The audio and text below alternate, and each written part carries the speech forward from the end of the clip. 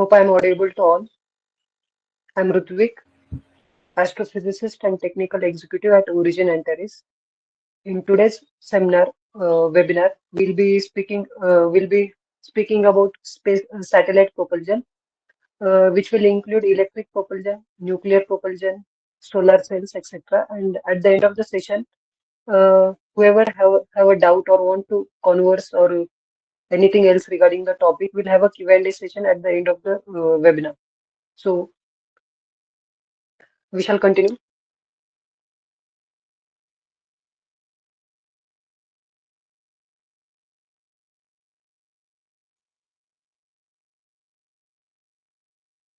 So, first of all, what is Origin Antares? Who are we? Origin Antares Inc. is a defense-based company who is into manufacturing, design and manufacturing of satellite systems for defense purposes and other commercial purpose. As well as beyond design, we are also working on the satellite systems and few other aspects related to satellites.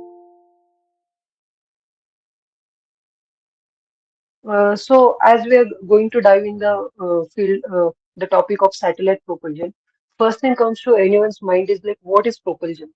How it is, how is it different than the propulsion used in jet engines, rockets? How is it different in satellites? What are the things that are changing over here? So, if you can see my highlighter, it's here. Yeah, you can see my highlighter. So here on the bottom right, you can see a jet engine. So a jet engine is also the kind of propulsion we use in a jet engine. It's called as air breathing propulsion. So like we'll take the air is intaken from atmosphere directly, compressed and then combusted and exhausted and expanded. That's how we generate thrust. Like the hot gases, when they are expanded, they will create a reaction force, which in turn will make our which in turn will generate a reaction force which will help us move forward, like which is called as thrust. So propulsion works on a very basic principle from the Newton's third law of every action has equally opposite reaction. So that's how all the rockets, aircrafts, and satellites works with this. So on the top left corner, you will be seeing an rocket lifting up with a burst of clouds. So I'll explain you the basic rocket structure over here. The side ones are the boosters, then this is the main stage, and this is where the payload is.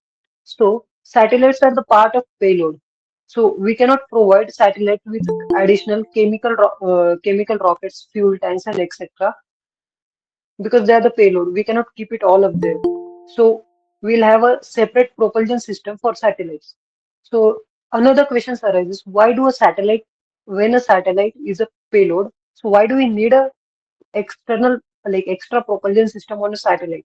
Does anyone like have any idea about this? Like anyone want to try? It's an interactive session. You can turn on your mic or else you can put it in the chat, whatever is preferable. For orbital correction and for Yeah, deorbiting. yeah, that's also correct. Yeah, beyond that, like orbiting, deorbiting, maneuvering, yeah, someone in the chats, maneuvering. Yeah, these are all the functions of, and there are many more applications which we'll discuss about in the upcoming slides.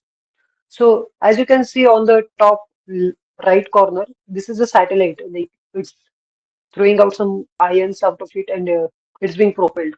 So when you are propelling a satellite, there is no air in the space, like it's a vacuum, right?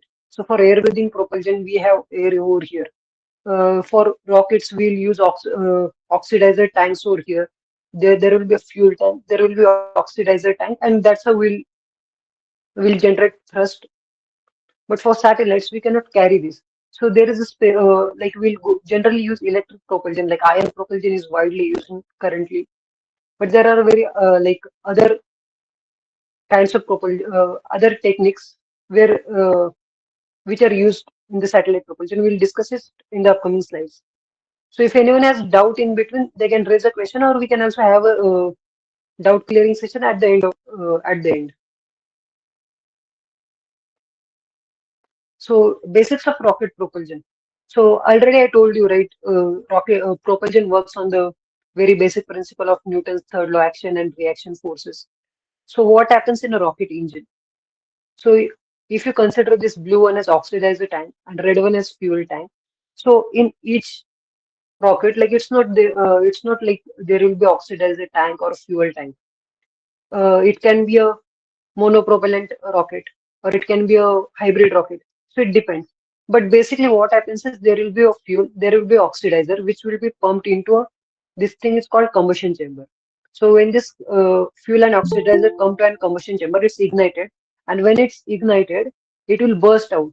The hot gases will expand, and these hot gases, when they expand, they will try to move out. So when they're trying to move out, they'll move out through this nozzle. So nozzles play a very important role over here because as if you are throwing hot gases through a equal diameter of pipe, then there won't be any like it won't accelerate or anything. So to accelerate the flow, we'll first converge it and then diverge it. So we'll use a CD nozzle. Generally in rockets, we are using CD nozzles, where these CD nozzles will compress the will expand the gases, which will create a thrust for our rocket, which will help us lift up and reach the space and beyond. Hope that's clear for everyone.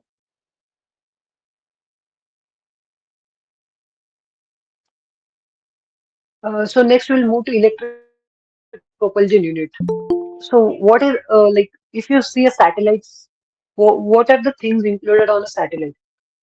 Basically, a satellite is a there will be some payload antennas, communication systems will be there, then communication bus will be there, mm, auxiliary power units will be there, then various if it's a there will be camera units and certain other units will be there. But what about the thrusters? What about the propulsion units? And if we are not going to carry chemical fuels, then how are we powering the thrusters? Recently, most of us you would have seen the accident with, not accident, we can say, but thing with Sunita Williams, where they got stuck on the International Space Stations due to failure of thrusters in the Starliner, right? So thrusters are a very small unit and they require very less power. So if we in a satellite, we go when we see in a satellite, especially see we'll have a flight computer, then power processing unit, then we'll be having auxiliary power system, batteries. Like batteries will be charged in solar powers, and when in eclipse mode, we'll utilize this battery power, and then we'll have thrusters. So in satellite propulsion, we'll use noble gases like xenon and argon as our propellants. We'll see it in these slides. But first, okay, like we are discussing about satellite propulsion. So this this is a basic flowchart, like how is propulsion divided into various parts. So chemical propulsion includes liquid propulsion, hybrid propulsion, and solid propulsion. Where liquid includes mono bipropellant. Like monopropellant is only a single propellant is used. Bipropellant where fuel and oxidizer are used separately. In hybrid, either one of them is solid and other is liquid. While in solid, everything is solid. So we cannot use everything everywhere. Liquid is generally used in cryogenics, like liquids can be controlled, like something that SpaceX use. SpaceX use a liquid engine. Then hybrid is something, and then solids. Solids we generally use in booster stages, or sometimes we also use solid in missiles, if you have seen. But some missiles are also ramjet missiles, like which also use air breathing technologies. Then under electric, we can go for electrothermal, then ion, Hall, plasma, and other than that, there is a use of nuclear propulsion as well and solar cells. Solar cells are not that widely in use because of their uh, efficiency, like the thrust produced and maneuverability. But ion propulsion is generally preferred or like it's widely used in satellites. And also we use cold gassing. That is something we'll learn in the upcoming slides. So until now, does anyone have any questions or queries? Is everything understandable, right?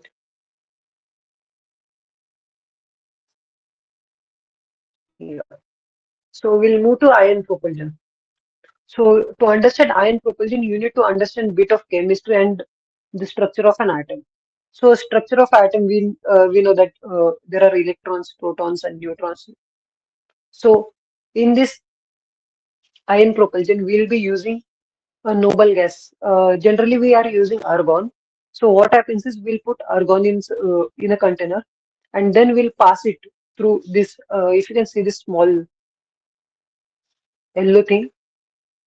So when this argon is carried out through a pipe, a strong electrostatic force or Coulomb forces are employed with the use of electricity onboard batteries to electrolyze this argon gas and make it diffuse. Like it will diffuse into electrons and protons, and then there will be strong electric field through which it is passed. So when it passed through this strong electric field, there will be a plasma discharge, and through this the electrons will try to accelerate. So this happens when this happens, the electron beam is generated, the ion beam is generated, which will expel out of the nozzle, which will in turn generate thrust for us. So the specific impulse for this ion propulsion is quite high and it is very efficient. It can also give it can give its small thrust for a very long period. Like when you see in a rocket, uh, we'll just fire it for a moment and then it's done. Like within a few seconds it's done and the engines are turned off. But here in satellites, we can use it for a very long period. The ion engines also take a very small amount of gas and accelerate it to very high speeds, unlike chemical engines, like which takes a large amount of gas and the speeds are very low. But everything has its own benefits and drawbacks. We cannot use electric propulsion to lift a 150-ton rocket, and we cannot use chemical propellants in the space. So it depends upon up on your use. These ion propulsion systems have also been used by NASA, like in various missions, like its NASCAR mission, and also in some missions, other missions. Mm, okay, yeah. So we'll move to the next slide. If anyone has any queries or questions, they can raise their queries.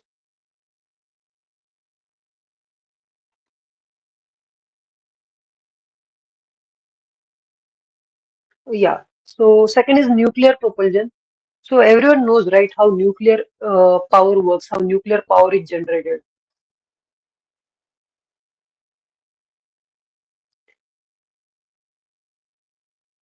Answer, like everyone knows, right, how nuclear power generation works.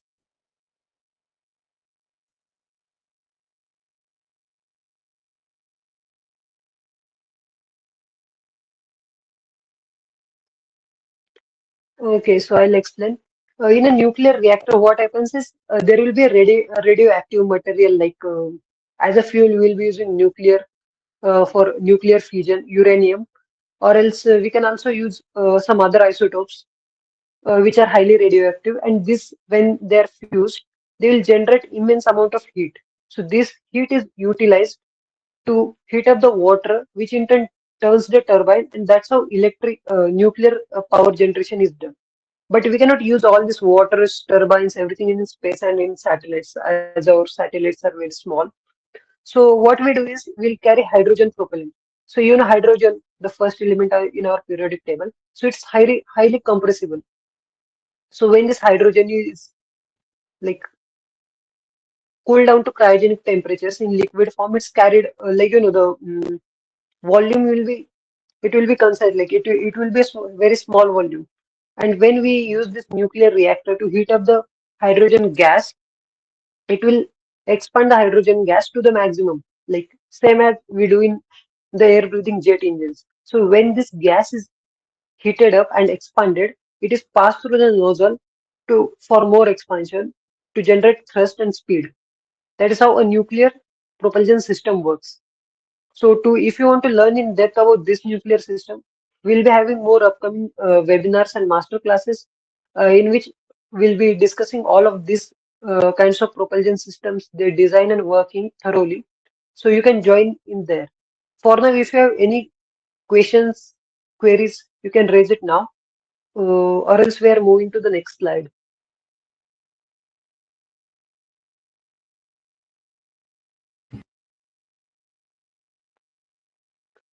So next, we'll be learning about cold gassing. So there is one another term in aerospace, in satellites, known as outgassing. So anyone have of you has like anyone is known to this term outgassing? Like what is it?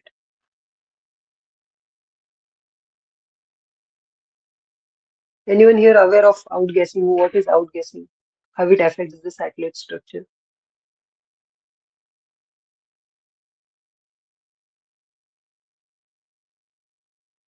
Okay, let it be. I'll explain it. So what happens when we are manufacturing a satellite? We generally use composite structures, which will like if you are known to composite structures. So while manufacturing composite structures, we'll be using layerings. So within this layering, there will be small voids. These voids will trap some gases in it, and if not cleared, it will go to the space. So when in space, if these voids are opened, so and they are pressurized, right? And space is a vacuum. So when this air come out of these voids, it will come out with some amount of speed because there is some pressure, right? And outside it's vacuum. So there will be different pressure difference, and it will come out. And as we know that thrust is created with pressure difference, it's all play of pressure. So when this outgassing happens, the satellite is affected in a certain way, like its attitude might change, or it might turn, it might deorbit, it might change its orbit, or it might just differ from its designated path, right? So such technology we are using here, but in a better efficient way, known as cold gassing. So same things happen in cold gassing. We'll be having a propellant tank, or not a propellant tank. We'll be having a gas which will be super cooled to sub-zero temperatures, not sub-zero, cryogenic temperatures, we can say. And they're stored. Like if you're storing a gas at a certain very low temperatures, that means it is highly expandable, right? We can expand it to whatever we want. So, and there is nothing more complex systems engaged over here. It's very simple to use in cold gassing. We'll just have simple valves and nozzles at certain points, the designated points. So if you want to raise the orbit of our satellites or to reduce the orbit of our satellites, we'll just turn on the wall and the thruster is on. There is pressure going out. The gas is moving out from the nozzle, and that's how we are moving forward. It's simple, like if you had seen balloons, small like the birthday party balloons. If you just blow up air and leave it, it will just go prrr, something like that. So cold gassing works in a simple that manner. Just that there are some control valves and nozzles to control and make it more efficient. So if anyone will move to next. So next is solar cells. So I hope everyone has watched this movie Mission Mangal, where they will be using the solar cells. Like they won't be having bigger engines and fuel capacity. So they will come up with the idea of using solar cells. So as as we have already seen that space is a vacuum. So how does this work? There is no air. So how are we going to sail? Like on the seas, uh, for ages, people have been sailing using sails with the help of air, and they will be moving from this country to that country. But in space, there are no air. There is no air. But we know one thing, that air has dual nature, wave nature and particle nature. So when this wave nature, the our sun our sun will be emitting some light continuously, which will emit photons as particles, which photons will have some momentum. So when these photons we can harness, if it's harnessed properly, we can use solar cells and sail or propel through the space using this. It's a very efficient and like cost efficient. There is no much more complex technology. Just that you have to put the sail, like the cloth, in a very proper manner. Like we'll generally use origami for that. Such techniques have already been used in carrying up James Webb's telescope and some other telescopes as well. And this technology has been used by Japan Aerospace Exploration Agency in 2010 in the IKAROS mission, and they were successful in doing that. Hope in future we'll see much more of missions like this. And if all of you have, I think, like being aerospace enthusiasts, everyone would have seen this movie called Passenger, where they will be going through this helical spacecraft. So that thing is powered with a nuclear propulsion system, and there will be some failure, and the main character has to go and fix it. So it's something like that. Like in future, we might see some technologies as humankind develops. So what's the future for satellite propulsion? Like as of now, we are using ion propulsion or Hall thrusters. NASA is working on Hall thrusters. Hall thruster is basically a electromagnetic thrusters.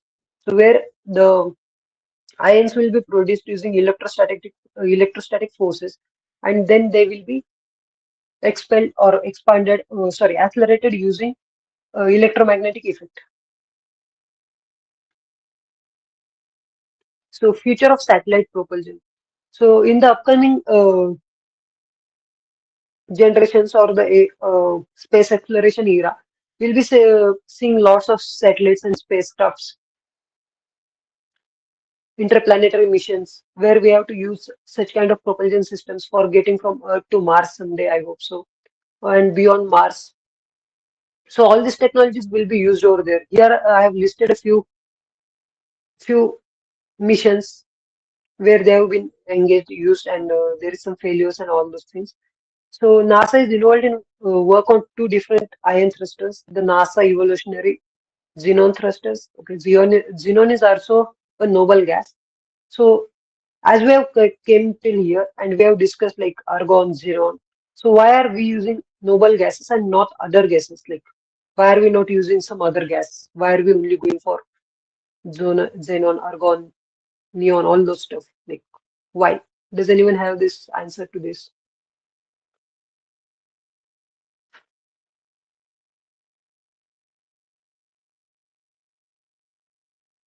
Anyone? Is it because of low reactivity of these gases? Yeah, that's a very right answer. It's due to the low reactivity. Um, because if you're carrying other gases, there is a high chance of reacting with the corrosive. Like space is a very hostile environment. Like there will be continuous heating and cooling cycles. When you are in the eclipse mode, it will be like so cold, like negative minus, like negative 100 degrees. And when you are facing the sun, then the temperatures might rise on the position wherever you are. So these kind of gases are very efficient. Like they are non-corrosive, and they're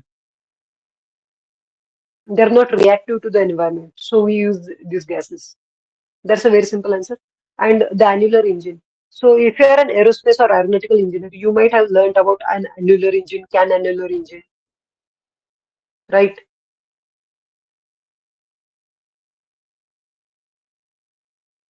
Yeah, yeah. So they're also working on such kind of engines. So we'll move forward. So currently operational missions are the China is making a space station. They are fitted with the thrusters in the space station. And SpaceX Starlinks are also using Hall effect thrusters, which I have discussed a few minutes back. And there are various other missions which are using such kind of ion thrusters and Hall thrusters. So you can go through the slides, like it's just data, Hi, nothing to be PPT stuck. is not visible. Uh, okay, let me check on my side. For others, Same, sir, not visible. okay, just a minute. My screen has released. No. Oh, I think are you presenting solar cells? which slide is like? Okay, okay, I'll reshare the screen. Okay. This will endure exactly. Okay, I'll try to reshare.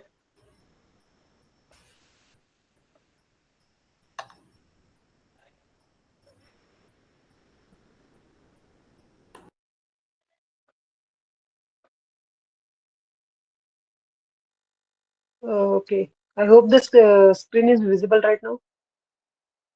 Yes, Yes. now it is. Yeah.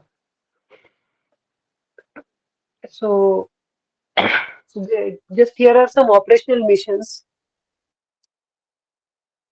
where these technologies have been utilized, and upcoming there will be more missions where such ion thrusters will be utilized for interplanetary missions. So here, any one of you, like everyone knows that Voyager 2 has passed beyond our solar system. So what kind of propulsion system was used in Voyager 2 missions?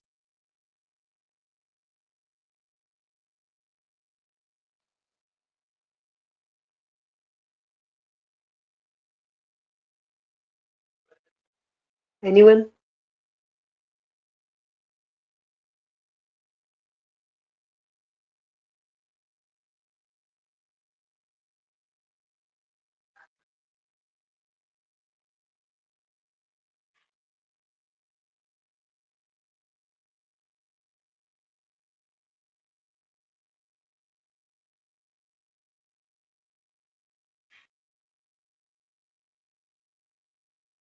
Normal jet propulsion. Grish Kumar, can you come again? Is it a question or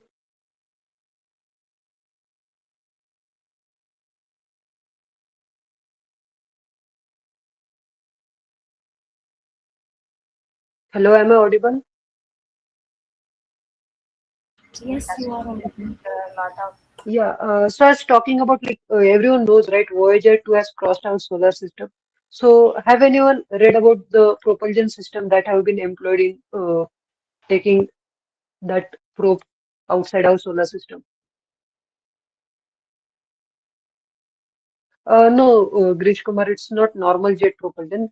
They have utilized thermoelectric propulsion systems, which you can like Google it, or else you can also visit NASA's website. They have given a very good article about it. Even in the WhatsApp group, I'll share the link for that. It's quite interesting if you read about. Yeah, thermoelectric gravitation highway. Yeah, that is a gravitation highway. It's something different. It comes. It's like using of Lagrange points and all those stuff uh, to transfer your orbit from place to place and to reduce this. Yeah, that can be seen in Mission Mangal. So a basic comparison between like what happens between these things. Ion propulsion, like everything is an electric propulsion, right? Ion propulsion, plasma propulsion, Hall propulsion. So how does it differ? So the basic thing is complexity wise, the infrastructure or the technology available. So it matters a lot for anything. Like we can see SpaceX is using reusable launch vehicles while ISRO is still developing our first reusable launch vehicle. So it depends on that. So here, if you can see this slide, ion propulsion basically use electrostatic field or electric field and Coulomb forces to accelerate the ions, while plasma propulsion uses electromagnetic field together, and Hall propulsion uses electric field and magnetic field in two different stages to accelerate the ions. So, so that's the basic difference in these three kinds of electric propulsion. If you're able to like get these things, then it's very clear. Like most people think that ion, plasma, and Hall propulsion are same. No, they are different. Delta V and impulse requirements. Yeah, delta V and impulse requirements. Okay. So see, delta V is like change in velocity required. Like if you see the rocket equation. So for reaching from Earth to space, we'll need a certain delta V of 11.6 kilometer per second, I think. So to get that amount of delta V, we should be accelerating at that stage. So to get a 150 ton of rocket up there, we'll need a very high amount of thrust, which only chemical rockets can produce. Like the chemical rockets will produce the exhaust velocities produced by the chemical rocket will be quite less, but the thrust generator will be higher. So when you, if you say of trying electric propulsion to take up a rocket to space, it's like totally not possible because the amount of thrust generator is like is in okay. When we go to the next slide, we'll understand that. So if you can see here, the will last the longest and is the most efficient. Uh, so the longest, I think, ion propulsion lasts the longest, but the thrust produced is very low. But it's quite efficient because like when you, spacecraft is in the space and for the mission duration like it has to pass if the mission objective is do a pass by to Jupiter or Titan, Jupiter's moon, somewhere around that. So we'll need it for years and years. So we'll go, specific like if nuclear propulsion is possible, like we are not using it, but if it's possible totally, so nuclear propulsion is the most efficient way to do that. But as of now we are going with ion propulsion because it's proven, like we can use it. The propulsion the fuels can last longer and the power requirements are less. But if you're saying like if you're thinking about taking chemical propellant, so it will be not possible to take a huge fuel and oxidizer tank and all those. And when you go for chemical propulsion, then we have to add thrust chambers, pumps, and everything. So it will add up to the weight, and it won't be efficient. While like and in space, as you can see, this there is a very less amount of thrust generated by the ion propulsion in micronewtons. But when you are in space, there is no resisting forces. Like as on Earth, we have the aerodynamic drag, the friction, everything. But space is a vacuum, right? So there is no aerodynamic drag. So this micronewton of thrust at a very high exhaust velocity can work over there. So we generally go for ion propulsion. If you see efficiency wise and if it's technologically possible, then thermal propulsion should be the most efficient. Like it should be used, but we don't have that much of capacity to handle the radioactive isotopes of uranium and other like radioactive metals. So you can see over here a basic comparison. You can go it by yourself and just think like if you have any doubts, you can ask.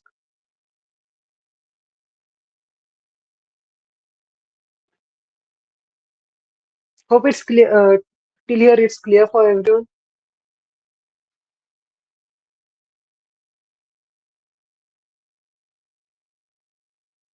how to calculate. Oh, sorry, why is it not visible? Yeah, how to calculate required thrust for a particular satellite mass L. See, we know the thrust equation, right?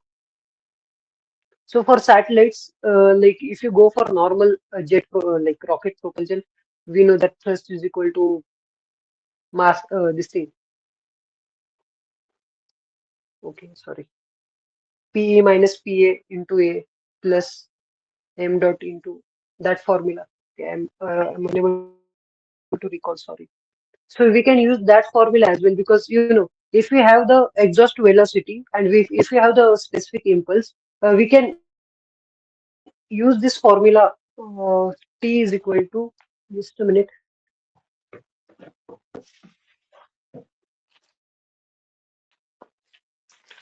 Using thrust, sorry, using exhaust velocity and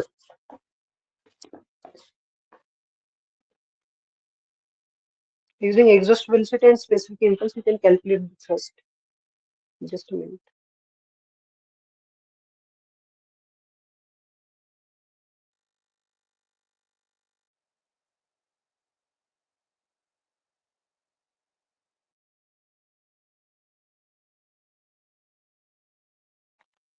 Yeah, any other questions?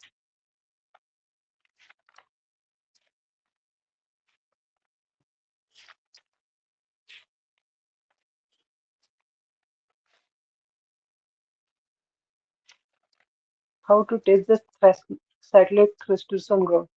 If you see, the space agencies will have specific these things, testing facilities where they will be testing all the stuff. Or else you can also create your own environment, or you can uh, like before testing it physically, or a prototype. We can also there are softwares like ANSYS where you can generate the environments, whatever you can give the vacuum kind of density, you can give the chamber pressure, and you can test it in ANSYS. It's a very good software if you're able to use it. It gives quite good results. So it's yeah, and whenever you're using softwares, it's quite cheaper, faster, and more efficient. Is the thrust required for a satellite also depend on particular orbit distance from Earth atmosphere? Will the thrust vary depending on the different? Yeah, it depends. Like, see, if you are in a lower Earth orbit, then the satellites revolving in a lower Earth orbit revolve around a velocity of 7.5 kilometer per second to 7.8 to 8 kilometer per second. But to escape the Earth, if you go to the medium Earth orbit, it might be something around 9 to 10 kilometer per second. And for geostationary, it's something around 10.5. And to escape Earth's gravity, it's 11.6. So the thrust required at each orbit, like if you're on lower Earth orbit and you have to move to a middle Earth orbit, MEO, from LEO to MEO, then the thrust required will be different because the Earth's gravity will be stronger over here. But as you move farther away from this, the thrust required will be less. So it depends on which orbit and what distance you are. And also, like beyond this distance, it's also depending, if you are firing at apogee and perigee, then it matters. And if you are firing other than apogee and perigee at some other points on your orbit, then also the thrust required variations will change. It will change.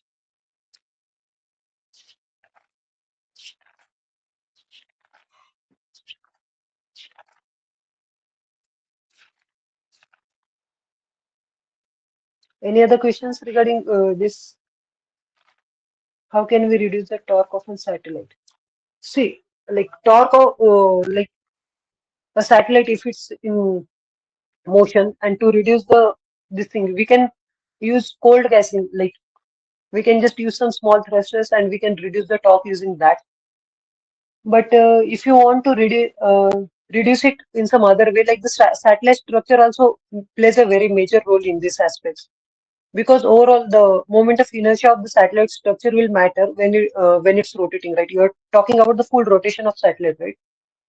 So if you're referring to that, then satellite structure will also play a very major role in this.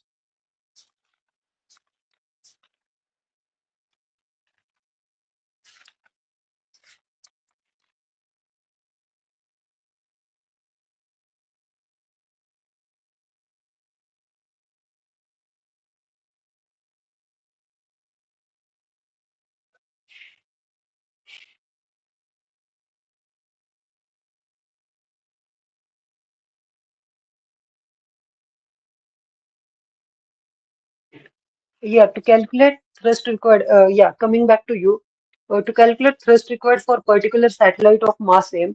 So if you know the mass flow rate and the gravitational constant at that point, if you multiply it with the specific impulse, you will get the thrust. I just confused with the formula bit. So upcoming missions are the Lunar Gateway, Mars Cat, and interstellar missions.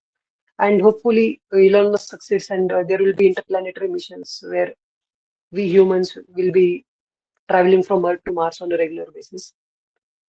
So what's up with Origin Antares? So in the upcoming days, we'll be having master classes, uh, internship training programs for students, webinars and workshops. So these upcoming master classes and webinars and workshops will be focused on designing and analysis of satellite structures, satellite systems, and if you're willing to work on such projects, you can join up the master classes. You will be also thoroughly trained on the softwares. Like from college, you will be learning some basic theories, But for industry, to get industry ready, you need to know about how the industry functions, what are the skills required at the industry. So in the upcoming master classes and internship training programs, all of these things will be provided. You can we'll share the details in the upcoming class in the WhatsApp group. You can register and join.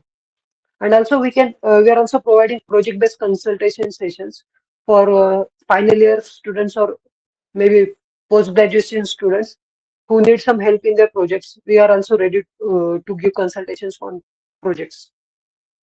So now Q&A session open to all. Whoever has a query regarding space propulsion, rocket propulsion, satellite propulsion, orbits, anything regarding this, you are welcome. All questions will be answered. Yeah, you can text it or you can simply turn on your mic and ask a question. Whatever it is, we'll answer. And there will be a feedback form shared in the WhatsApp group.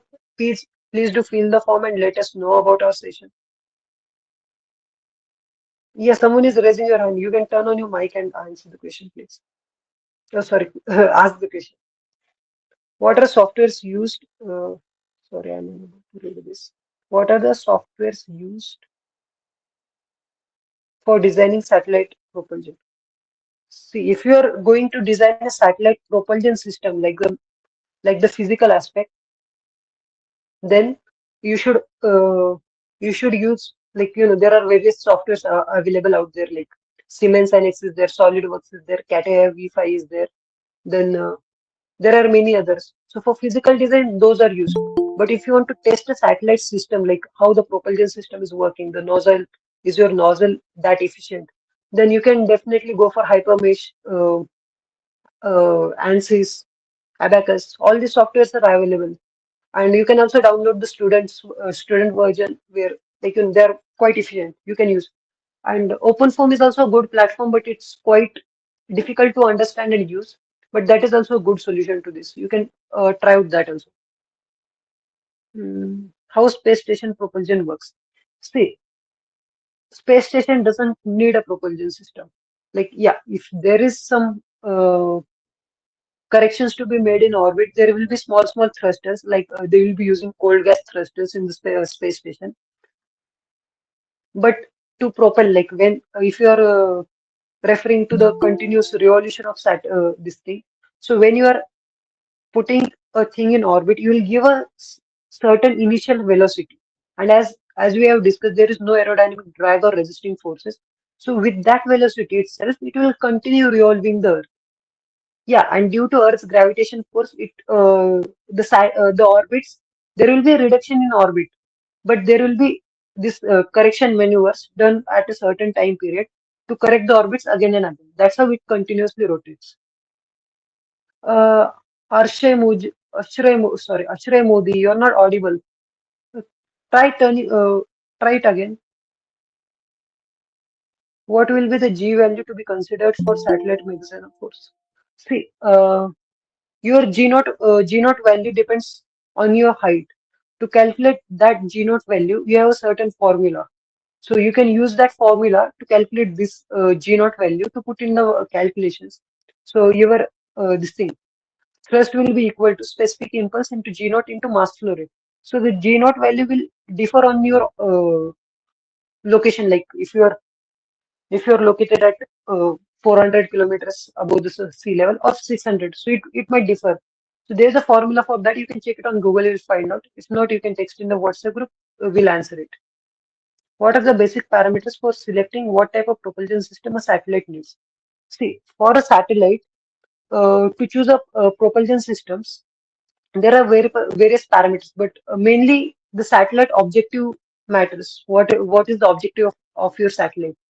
So if you're having some satellites for geospatial satellite for land mapping or certain things, so it will have a closer, like lower Earth orbit, and so there won't be any variations, and the uh, time period of the mission duration will be very low. So there won't be any need of correction of orbits or anything. The satellite will be discarded. But on the other side, if you're having a spacecraft like a Voyager 2, you want to go beyond solar system. then we'll need certain kind of certain different kind of ion propulsion or a nuclear propulsion. Even to get to Mars, we'll need ion propulsion, or even we can use chemical propulsion to reach Moon. So depends on your objective. What is the approximate speed of solar cell? It is better than the traditional. No, the approximate speed of solar cells. Okay, I'm not sure about the speed, but definitely it's not better than the traditional. As you know, we'll be having some power leak. We'll be using some chemicals, and the gases will be expanding. While in solar cells, we are just purely depending on the momentum that photons we are like the photons hitting the cell. The momentum of that we have to harness that. So the speed of solar cells is quite less anyway compared to different. I want to ask about nuclear electric propulsion. As far as I know, it's initially uses nuclear reactor only, generates and then the converts it to electric thrust using ion thruster. Yeah, see, there when we are using ion thrusters or Hall thrusters, we are using electricity, which is harnessed from these things. What is it? Solar panels. As well as like see, as you said that we are also generating electricity through this, and then we are using it to uh, for this ion propulsion. Yeah, that is also we can use that way. But see, if you are going to use that way, there is more weight you are adding to the satellite. It's more complex, and yeah, that thing is also used. But this thing, like when you're taking a gas and you are just expanding, it's like cold gassing, like, but just you hit the gas and you get extra thrust over there. So that's how it works. Can you just explain the working of cold gas propulsion, how it is stored and it's working? See, Harsh, uh, in a birthday party, like there will be balloons, right? So when you pump the balloon with your mouth and you just leave it, and the balloon will, the air will come out of the balloon and it will move forward. That's the principle of cold gassing.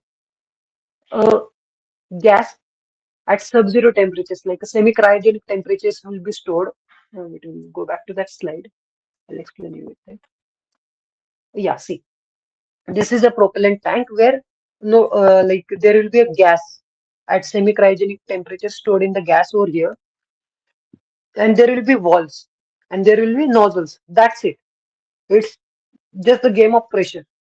So there will be, if a gas is compressed, it will exert some amount of pressure on the walls, right? So when you turn on this walls, the gas, the condensed, the compressed gas will flow out at certain velocity outside. And this velocity, then they will use these nozzles to expand it over, like from high pressure to low pressure, it will expand, right? And when this expansion happens, thrust is generated. Hope that's clear. Minute is just stored under pressure and then allocated. Yeah, yeah, simply that way, simply that.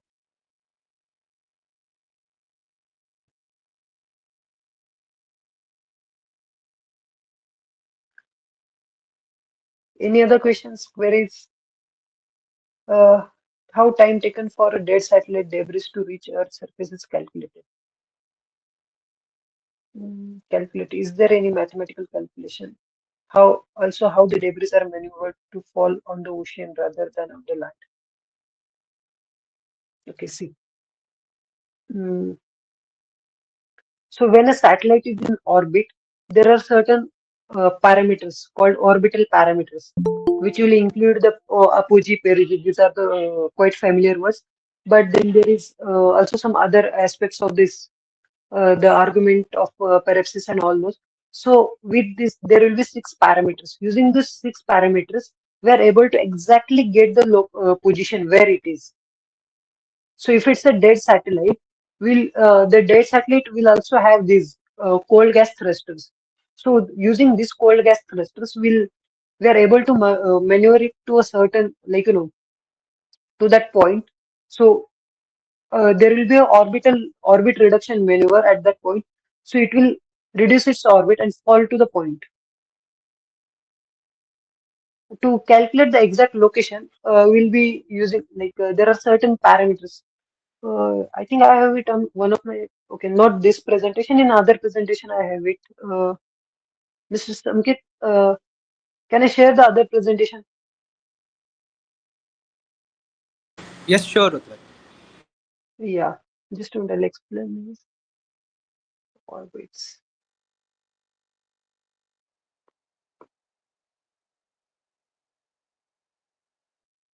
Mm,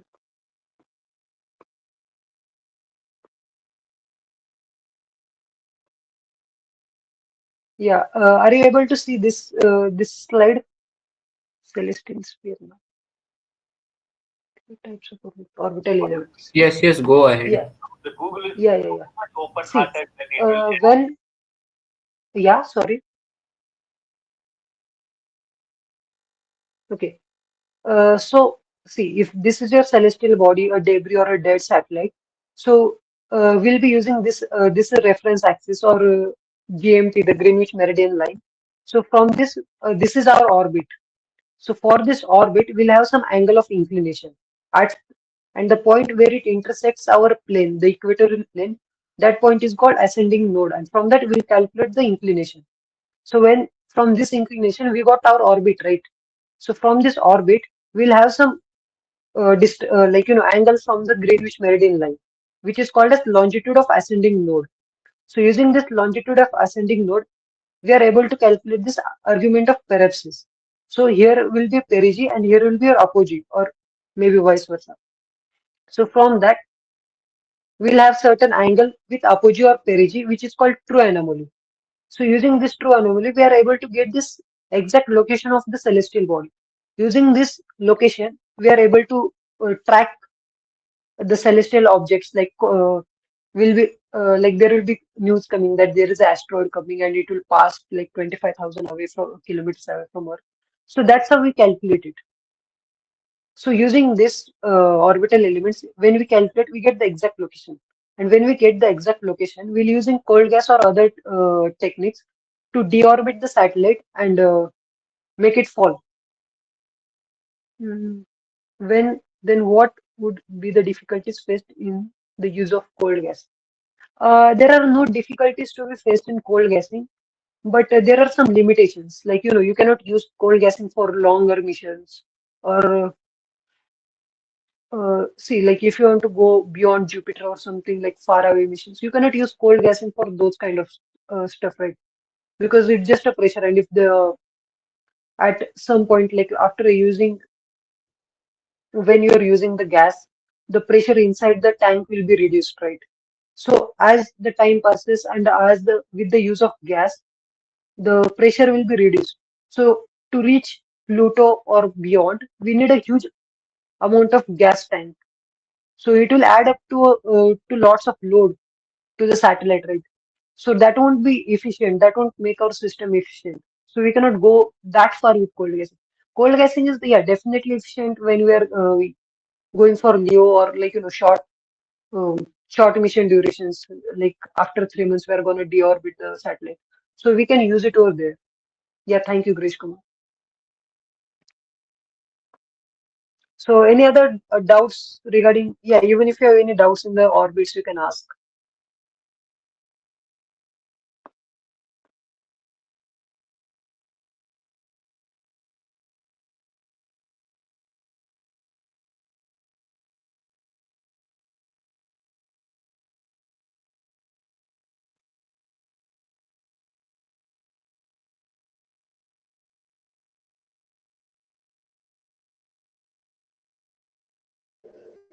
No doubt, sir. ठीक है. So hope all of you find this session interesting and so you learned something new. Make sure that you fill the feedback form in the WhatsApp group. Let us know your feedback and feel free to ask any questions in the future in our WhatsApp group. Yeah, thank you. So should we wind up? Thank you so much, sir, for the session. Yeah, and just a clarification. Sorry for my voice, but actually I am Rutvik. I am a guy. I am a male. Thank you, sir, Uh, for the session. Yeah, thank you, thank you. Thank you Thank you, everyone sir. for cooperation and yeah, I really had some good questions today. Yeah, thank you.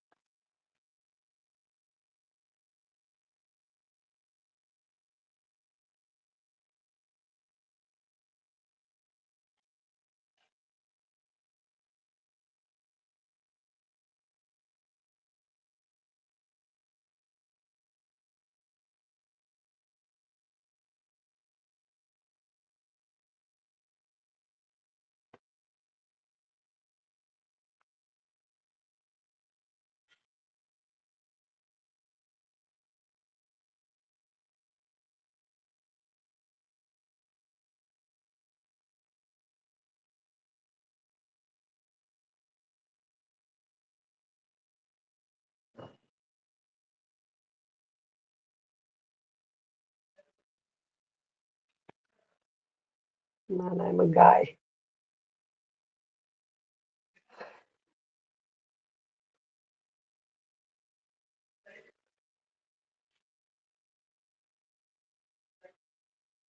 We should end this meet, Samkit.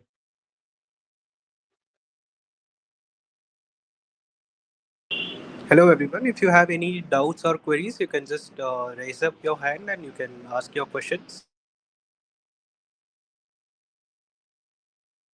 Or you could put up a text on the WhatsApp group. We will make sure that you could All get your queries cleared are up answered. questions.